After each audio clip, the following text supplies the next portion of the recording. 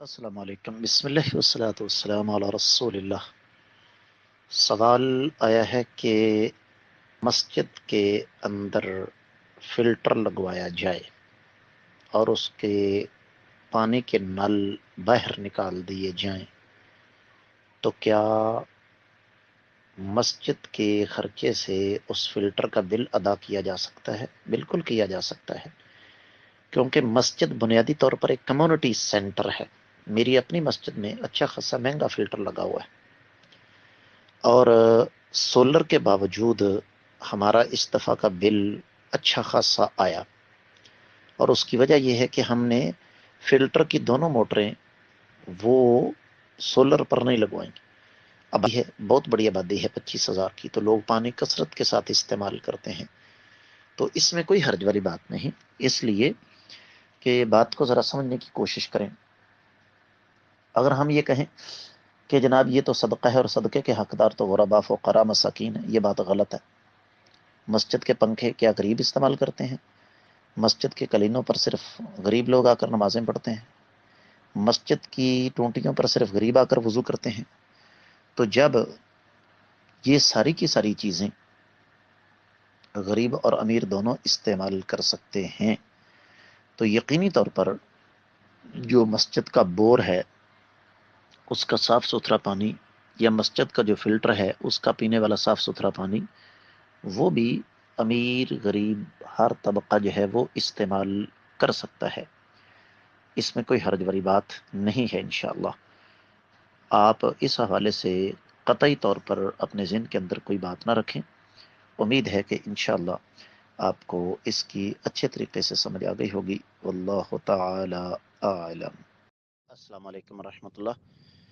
بسم اللہ والصلاۃ والسلام علی رسول اللہ۔ سوال آگیا ہے جی، پانی پر دم کیا ہوا ہو تو کیا اس پانی کو بہایا جا سکتا ہے؟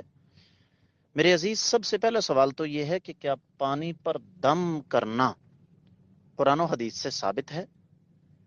مجھے ایسی کوئی دلیل نہیں مل سکی کہ جس سے پتہ چلے کہ پانی پر دم کیا جا سکتا ہے۔ تو جو چیز میرے علم کے مطابق صحیح حدیث سے ثابت ہی نہیں، اس پر اگلی بات تو کرنے کی میرے خیال میں کوئی ضرورت ہی نہیں ہے۔ السلام علیکم، بسم اللہ والصلاۃ والسلام علی رسول اللہ۔ سوال آیا ہے کہ کیا آب زمزم کھڑے ہو کر پینا چاہیے؟ جی نہیں۔ حدیث مبارکہ کچھ یوں ہے کہ اللہ کے رسول صلی اللہ علیہ وآلہ وسلم جب زمزم کے کنویں کے پاس تشریف لائے تو اس وقت ایک تو وہاں پر ازدحام تھا، لوگوں کا رش تھا، اور دوسرا یہ کہ وہاں پر کیچڑ تھا۔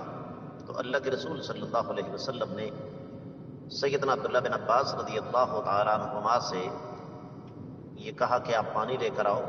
وہ پانی لے کر آئے تو آپ نے کھڑے کھڑے پی لیا۔ اس سے یہ تو ثابت ہوتا ہے کہ پانی کھڑے ہو کر پینا جائز ہے، لیکن اس سے یہ دلیل پکڑنا کہ زمزم کا پانی کھڑے ہو کر پینا سنت ہے، یہ بات درست نہیں۔ تفصیلات کے لیے ہمارے چینل پر تشریف لائیے، یہ حدیث آپ کو پوری تفصیل کے ساتھ حدیث کے سبق میں مل جائے گی۔ السلام علیکم، بسم اللہ والصلاۃ والسلام علی رسول اللہ۔ سوال آیا ہے کہ زمزم میں اگر دوسرا پانی مکس کیا جائے تو کیا ہوتا ہے، اور کیا یہ کرنا جائز ہے؟ کیونکہ جب ہم عمرہ وغیرہ کر کے آتے ہیں تو وہاں تو 5 لیٹر پانی کی بوتل ملتی ہے، تو وہ 5 لیٹر ہم کس کو دیں؟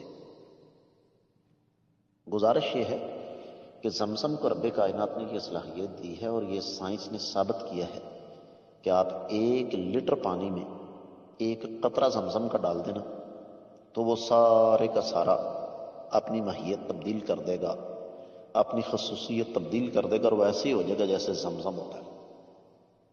یہ بات باقاعدہ ثابت ہو چکی ہے، لہذا زمزم میں دوسرا پانی مکس نہ کریں بلکہ زمزم کو دوسرے پانی میں مکس کریں، تو انشاءاللہ اس میں کوئی حرج والی بات نہیں، شرعی طور پر بھی اور ویسے بھی۔